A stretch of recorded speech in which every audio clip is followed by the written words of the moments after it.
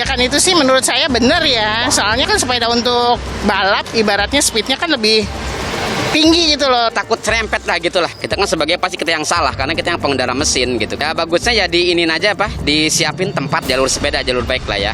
Biar lebih aman juga buat para pesepeda. Mengganggu ya, dan juga untuk pengguna sepeda juga seharusnya harus pada di jalurnya.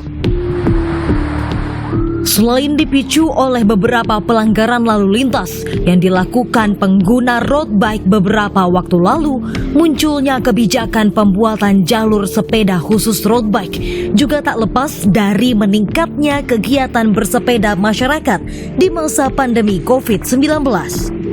Di tengah-tengah pandemi COVID-19, animo masyarakat untuk menjadikan sepeda sebagai lifestyle, sebagai alat sport, dan sebagai alat transport itu meningkat cukup tajam.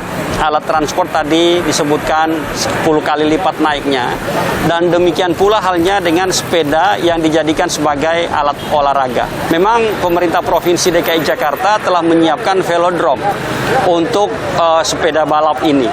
Tetapi begitu masif orang masuk, maka akan melanggar protokol kesehatan. Dengan keterbatasan itu, maka harus dicarikan way out, sehingga para pesepeda yang berada di jalan itu terpenuhi aspek keselamatan, keamanan, dan kenyamanan. Namun sejumlah pihak menilai kebijakan menempatkan jalur sepeda khusus road bike di jalur motor tanpa pembatas bisa membahayakan kedua pengguna jalan. Selain itu, kebijakan tersebut juga dianggap menabrak aturan yang telah ada. Saya pikir itu sangat tidak layak. Pertimbangannya adalah yang pertama soal keselamatan. Ketika masih bergabung dengan kendaraan bermotor, sepeda motor maupun roda 4, maka ada kekhawatiran keselamatan itu menurun. Berolahraga dengan sepeda itu boleh, tetapi ketika dia digunakan untuk latihan balap atau balap sesungguhnya, itu harusnya tidak ada di ruang lalu lintas. Itu sudah ada aturannya. Ya, di Undang-Undang Nomor 22 tahun 2009 tentang lalu lintas dan angkutan jalan, yaitu dikatakan kalau pengguna jalan non motor itu pakai, udah dikasih tuh jalur kiri sepeda kan. Nah, pakai. Jangan lagi ke tengah. Tengah itu kendaraan bermotor gitu loh.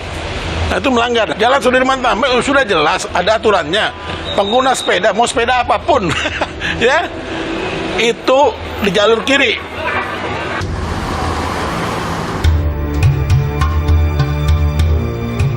Tak hanya itu, kebijakan tersebut juga dikhawatirkan menimbulkan kecemburuan sosial di antara pengguna jalan lainnya.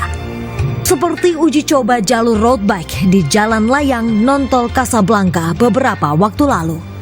Karena pada tahun 2017 ketika JLNT itu diresmikan oleh Pemprov, kan ada larangan untuk kendaraan sepeda motor. Itu lebih kepada aspek teknis, yaitu lebih kepada keselamatan jalan. Nah, kalau sepeda motor saja nggak boleh, bagaimana keselamatan untuk teman-teman pengguna sepeda itu gitu. Nah, kami khawatir nanti selain hal ini, kalau sepeda motor nggak boleh, tapi sepeda boleh, nanti akses sosialnya bagaimana terhadap pengguna yang lain gitu. Karena ada eksklusivitas kan di sini. Jalan layang tol Kampung Melayu Tanah Abang itu sepeda motor aja deh nggak boleh. Selain angin yang kencang di atas, juga pemisah jalannya itu kan rendah sekali.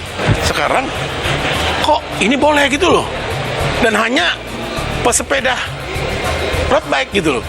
Apa bedanya sama pesepeda yang lain gitu loh? Tapi menurut saya sih juga nggak pantas ditaruh di sana gitu, nggak aman. Uji coba pemisahan jalur sepeda khusus road bike dari jalur sepeda biasa telah memicu kontroversi di tengah publik. Di sisi lain, Pemprov DKI pun tetap membuka ruang diskusi terkait hal ini. Namanya uji coba, ini terus kami lakukan perbaikan. Semua masukan yang sifatnya konstruktif itu ditampung masyarakat. Yang kemudian ingin memberikan masukan, silahkan disampaikan. Tidak dalam bentuk mengumpulkan massa, seolah-olah ini sudah ditetapkan tanpa mendengarkan masukan dari semuanya. Tentu kami akan melakukan improvement terkait dengan pelaksanaannya ke depan. Jauh sebelum kebijakan jalur sepeda khusus road bike bergulir, sebenarnya Pemprov DKI masih harus berkomitmen menyelesaikan rencana jalur sepeda permanen sepanjang lebih dari 500 km. Saat ini yang baru terwujud sekitar 63 km. Secara bertahap sejak 2019 dilakukan pembangunan itu total 63 km dengan prinsip jalur sepeda yang terintegrasi secara jaringan untuk pengguna sepeda yang sifatnya sebagai alat mobilitas harian.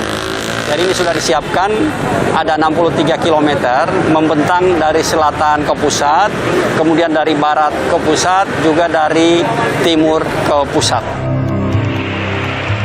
Untuk mengetahui kondisi jalur sepeda permanen yang telah dibuat Pemprov DKI, baru-baru ini kami menelusuri jalur sepeda di wilayah Jakarta Pusat.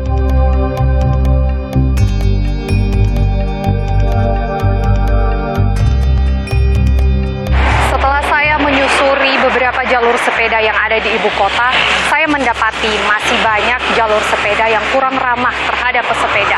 Salah satunya jalur yang saya lewati ini, jalur ini kemudian dialihfungsikan menjadi parkir liar kendaraan bermotor. Apa yang salah di sini?